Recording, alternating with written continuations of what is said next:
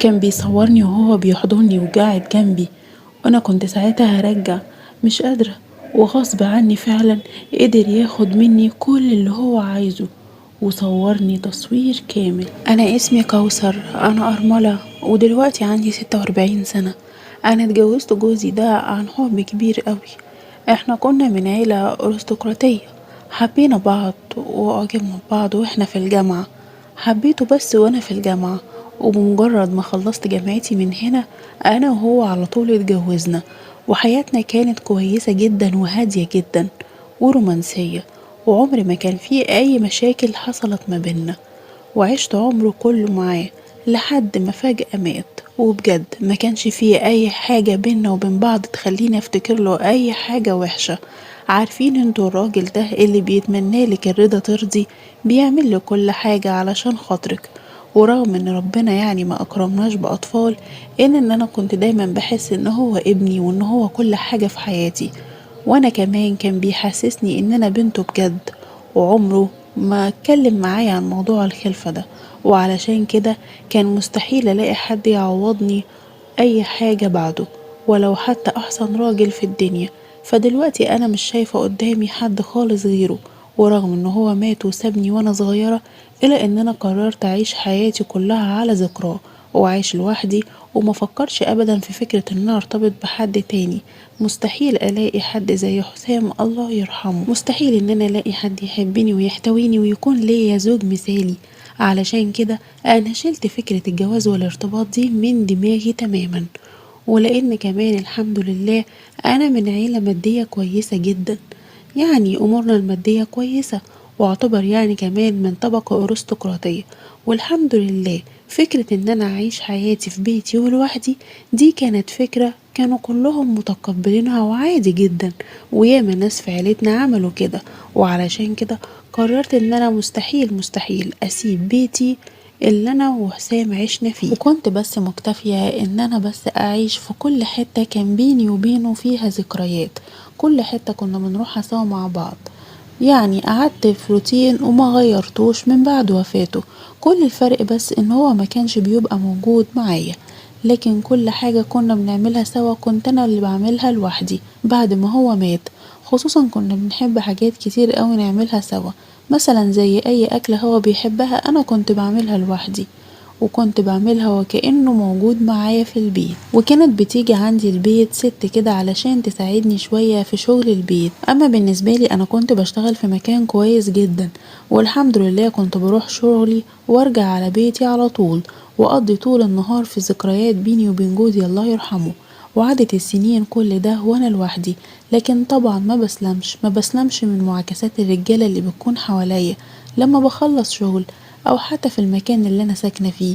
رغم ان انا قاعدة يعني في مكان يعتبر مش مكان شعبي، الا اني كنت بتعرض دايما للمضايقات والمعاكسات، ولان الناس كلها كانت تعتبر عارفة ومتأكدة ان انا مش بتاعة الكلام ده، بس برضو ما كانش فيه حد بيسيبني في حالي. وكان دايما كل واحد بقى يجي يطلب مني طلب او يحاول يعني يفتح معايا اي مجال، وانا اللي كنت بصده او برفضه. تحس كده ان هو، وبعد ما كنت برفض وبصد احس كده ان انا كأني عملت له حاجة وحش، كأني مثلا قتله قتيل ولا حاجة. نظرته بتبقى كلها انتقام وان هو متضايق مني لمجرد بس ان انا ست عايشة على ذكر جوزها. طب ايه اللي مزعلهم في كده؟ مش فاهمة. كتير من اهلي حاولوا ان هم يتكلموا معايا ويقولوا لي طب ما انتي لسه صغيرة تعتبري ولسه في عز جمالك وشبابك وفيك الطمع، حاولي ان انتي تعرفي نفسك وعلى ده وده وتاخدي وتدي معاهم. وانا اقول لهم لا، واقول لهم طالما ان انا نفسي مش محتاجة ان انا اتجوز، ونفسي ان انا اعيش لوحدي، خلاص انا عايشة كده ومبسوطة كده والحمد لله، ومش حاسة ان انا محتاجة يكون اي حد في حياتي. بس نفسي بس الرجالة هي اللي تبعد عني. وكتير قوي من رجالة المنطقة كانوا هما دايما بيحاولوا يتوددوني ببعض الكلمات، وطبعا انا كنت بفهمها ببساطة جدا وبفهمها وهي طايرة، لان كان بيبقى عليه باين عليهم قوي ان عينيهم هتنط من مكانها عليا. ومن ضمن الناس دي كان في واحد ساكن قصادنا، والواحد ده كان صاحب فرن افرنجي، والمفروض ان هو راجل يعني تقيل وغني مش قليل ولا حاجة، لكن ما كانش كويس، وكان دايما في الرايحة والجاية يعكسني. واكتر من مرة كان بيحاول ان هو يكلمني باي طريقة، بس انا اللي كنت بتجنبه تماما، زي ناس كتير، زي ناس كتير في الشارع. الغريب بقى ان الشخص ده متجوز وكمان عنده ولاد، يعني المفروض انه ما يطلعش منه حاجة زي كده وما يعملش حاجة زي كده، وكمان في المكان اللي هو عايش فيه وساكن فيه. الصراحة هو كان بيقل من نظري كتير، وكل مرة كان بيحاول ان هو يعني يجي يتودد لي، كان بيفكر نفسه ان هو حلو بقى وأمور، وان انا ممكن اعجب بيه، رغم ان انا كنت بستصغره قوي باللي هو بيعمله ده. وعلى طول هو قليل في نظري لانه يعتبر شخص مش كويس وما عندوش اي نوع من انواع الاخلاص لمراته. لكن حسام الله يرحمه مستحيل كان يعمل كده. وفي مرة من المرات حاول الراجل ده ان هو يوقفني علشان يتكلم معايا، ويكلمني في كلام انا ما فهمتوش. بصيت له كده من فوق لتحت وقلت له في ايه، هو حضرتك عايز ايه، وزعقت له. قال لي بس لو تقفي بس تتكلمي معايا زي الناس ومش عارف ايه، انتي مش عارف دايما مستعجله على ايه. قلت له وقف معاك بتاع ايه يعني، انت مين علشان اقف معاك؟ وقلت له مفيش حاجه تجمعني بيك علشان اقف واتكلم معاك. قال لي يا ستي احنا جيران، واحنا بيت واحد يعني البيت قدام البيت. قلت له طيب احنا جيران وهكلمك ليه يعني، وقف معاك في الشارع ليه، وبعدين معنى كلامك كده ان انا هقف اكلم كل الجيران ولا ايه، انت محتاج ايه يعني؟ قال لي لا بس ده انا نفسي ان انا اقعد معاك شويه واملي عينيا بجمالك. طبعا هو لما قال كده انا سبته فورا ومشيت، وفهمت ان هو بيقول بس اي كلام علشان يوقفني ويقعد يعاكس فيا وخلاص. وبعد كده بقى ما بقيتش بطيء الراجل ده ابدا، لا في السماء ولا في الارض، يعني مجرد ان انا صديته هو مشي بعيد عني، لا ده كمان كان بيقعد يفتح ويعلق عليا في الكلام في الرايحة وفي الجاية. المهم عدت الايام ونسيت تماما الموقف ده، وكان تقريبا الراجل ده ما بيتعرض ليش، بس لحد بقى ما جه اسوأ يوم في حياتي وحصل فيه موقف مش عارفة مش قادرة انساه، رغم ان انا اتصرفت فيه كويس جدا. كنت في يوم من الايام راجعة من الشغل بتاعي ورحت راكنة العربية ونزلت منها على طول علشان اشتري شوية حاجات للبيت، كنت جايبة طلبات كتيرة قوي للبيت زي ما انا متعودة اجيب. وطلعت وطبعا ما كانش ساعتها في حد في الشقة، لان الست اللي بتيجي يعني تنظف وكده ما كانتش موجودة معايا اليوم ده. ففتحت باب الشقة ودخلت ورحت حاطة الحاجة جوه في التلاجة، وقعدت بقى اغير هدومي واحط الحاجة في مكانها. لكن بعد كده قعدت ادور على مفتاح شقتي لاني نسيته تماما، مش عارفة هو راح فين، بس كنت عمالة ادور على مفتاح الشقة في كل حتة بس ما لقيتوش. قلت مش مشكلة، يمكن نسيته في العربية ولا حاجة، او يمكن نسيته برا في الباب. رحت برضو فتحت الباب ادور على المفتاح، للأسف برضو ما لقيتوش. قلبت الدنيا على المفتاح ده وما كنتش لاقياه تماما في اي حتة. قلت بقى خلاص انا هغير القانون وهعمل واحد جديد، او ممكن اكون بقى شلته في حتة، ولا ممكن اكون شلته في الدولاب. برضو دورت في الدولاب ودورت في شنطتي وفي كل حتة ما لقيتوش. قررت ان انا بقى اجيب قانون جديد، وقلت بقى هجيب القانون ده لما اروح الشغل تاني يوم. المهم ان انا قضيت اليوم بتاعي عادي جدا بالليل، وغيرت هدومي ودخلت بقى علشان انام براحتي. بعد بقى ما رحت في النوم بعدها بقى بشوية اتفاجئت بحاجة انا ما كنتش اتوقعها طول حياتي. لقيت واحد نايم جنبي، والغريب ما كانش لابس اي حاجة، مجرد بس ما حسيت ان في حد حاضني على السرير رحت قايمة بسرعة مفزوعة، وقعدت اقوله انت مين، وقعدت اصرخ انت مين. بصراحة كأني كنت في حلم، مش حلم، ده كابوس، وأسوأ كابوس، كابوس صعب ومفزع. ازاي وانا نايمة وفي بيتي ومطمنة وقافلة عليا باب شقتي اتفاجئ ان في حد نايم جنبي؟ كمان ازاي يحصل لي موقف زي ده؟ ولقيته بقى للأسف الراجل اللي كان بيعاكسني صاحب الفرن، اللي أنا أصلا ما بحبوش وما بطيقهوش، ولا حتى بطيق شكله ولا ملامحه. ملامحه بالنسبة لي مقرفة من ساعة ما حاول إن هو يتودد لي ويتكلم معايا، لأنه متجوز وعنده ولاد. اتفاجئت يعني إن هو ساب مراته فوق وراح نزل لي تحت، ودلوقتي علشان خاطر يعمل معايا حاجة غصب عني. دماغي ساعتها كانت هتنفجر، وعايز اعرف هو دخل ازاي، وازاي يتجرأ اصلا ان هو يعمل حاجة زي كده. وهو طبعا عارفني كويس وعارف اخلاقي وعارف ان انا مستحيل اقبل بحاجة زي اللي هو بيعملها ده واللي هو متخيلها. وايه اللي يخليه اصلا ينزل ويسيب مراته كده فوق عادي؟ مراته معايا بصراحة، وبصراحة انا كنت هتجنن.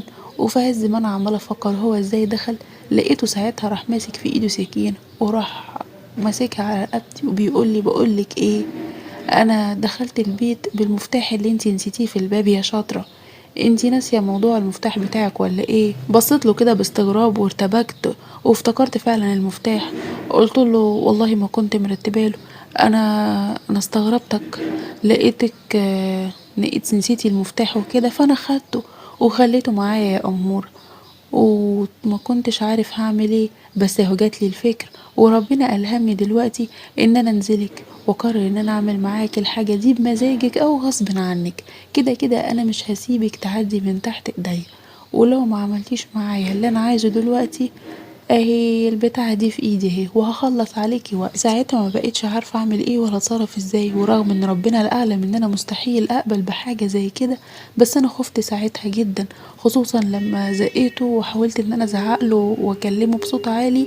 لقيته كان ناوي ان هو يخلص عليا فعلا او حاجة شبه كده، معرفش كان شارب حاجة ولا ايه.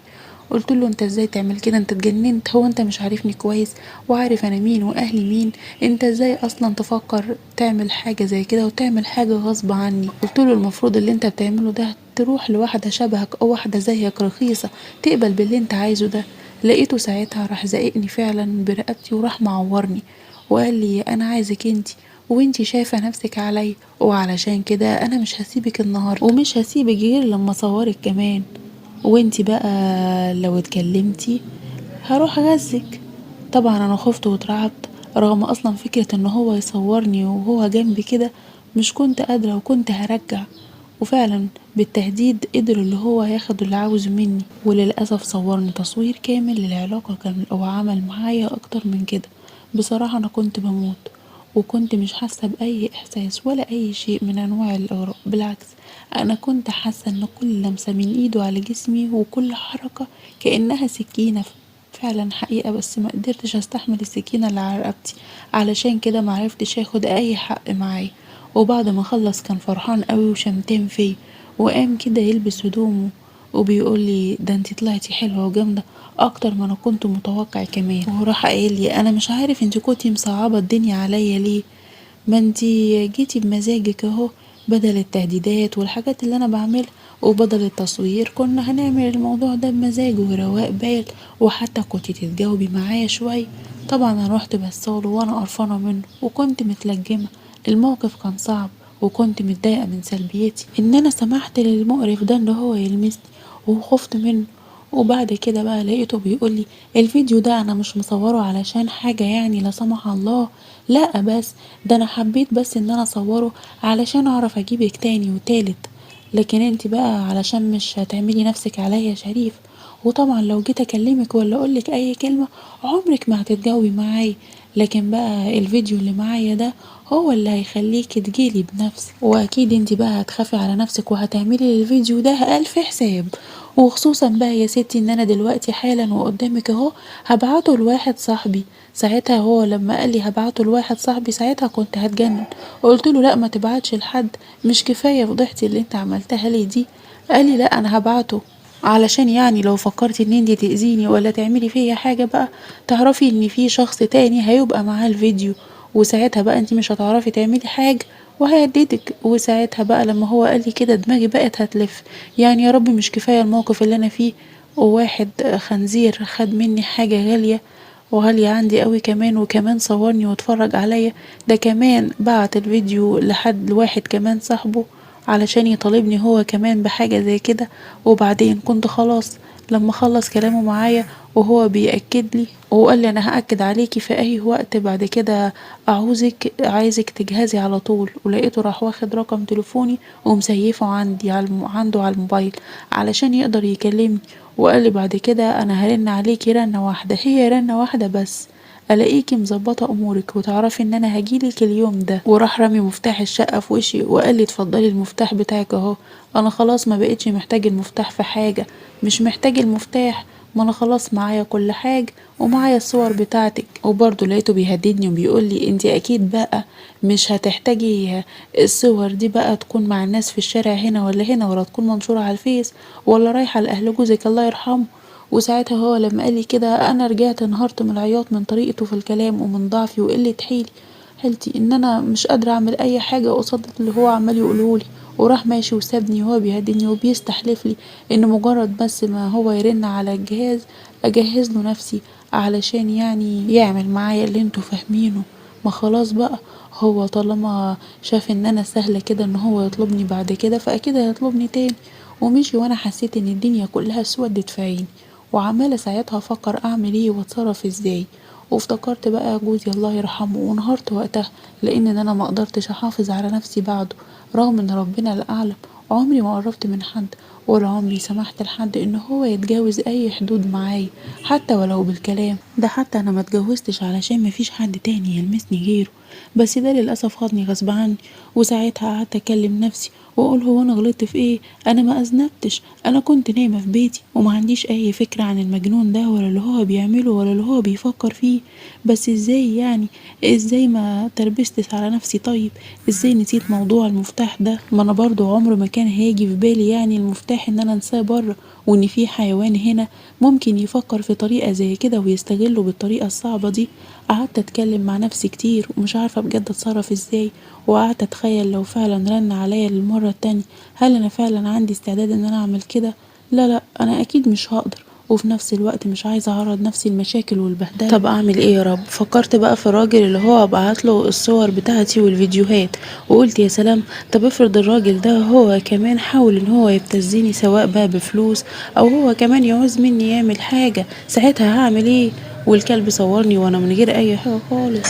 في الاخر كنت هتجنن، قعدت عمالة اوضع على شفايفي وقعدت اقول اعمل ايه. فكرت بقى وانا منهارة، وساعتها بقى قعدت استغفر ربنا كتير على الموقف اللي حصل، وهديت نفسي تماما. ولما هديت فكرت كويس وحسمتها صح، وقلت طب انا اخاف ليه؟ ده انا مش عاملة حاجة غلط، ليه الستات بتخاف مثلا؟ ما هي مش غلطانة في حاجة، انا فعلا ما غلطتش في حاجة، وما ينفعش ان انا انزل راسي ليه واتكسر، ما ينفعش اخليه يقدر يكسرني او يأثر عليا او يكسر عيني بحاجة هو ماسكها عليا غصب عني. ده واحد يعني استغلني ومش بمزاجي، لكن انا لو سكت كده هيبقى اللي جاي كله حتى الابتزاز هيكون بمزاجي. انا يعتبر سكت مرة والسكينة على رقبتي، بس بعد كده لا، مش هسكت، انا لازم اروح وابلغ عنه. وطبعا انا قلت مش هستحمى ولا هعمل اي حاجة، هلبس هدومي بس ولازم اروح ابلغ فورا، وهبلغ عنه وهقول كل حاجة بالتفصيل الممل، حتى موضوع ان هو بعت الحاجات دي لواحد تاني هقولها علشان يقدروا يوصلوا للشخص ده وكمان يتخلصوا من الحاجات دي. وكده انا مش هبقى غلطانة في اي حاجة، ده انا المجني عليها، انا المظلومة. انا مش هخليه ابدا يقدر يكسبني ويعرف ان هو يعني بيساومني بالحاجة دي. وفعلا ده القرار المظبوط اللي انا اخدته، لاني كنت دايما بسمع عن القضايا اللي بتحصل اللي زي دي، وكنت بستغرب جدا واقول هي ليه الستات بتسكت مثلا؟ ما هي يعني مش هي اللي غلطانة، لكن لو مشيت مع اللي هو عايزه كده هيكون هي اللي غلطانة، وهيكون واقع عليها جزء من الغلط. فرحت فعلا والحمد لله انا فكرت بالطريقة دي وما اتكسفتش وما خفتش وكمان ما زعلتش على نفسي، لاني كان لازم اخد موقف وكان لازم ابقى جامدة وقوية. ورحت فعلا وحكيت للضابط كل حاجة بالتفصيل الممل، وهما فعلا قدروا بسهولة جدا ان هما يوصلوا له. وطبعا هو ما كانش مستني ولا يتصور ان انا ممكن اعمل حاجة شبه كده، هو كان مفكرني بقى ان انا هخاف فعلا بقى، وهخاف على سمعتي وهخاف على سمعة عيلتي وعلى مكانتي وعلى شكلي كمان قدام الناس.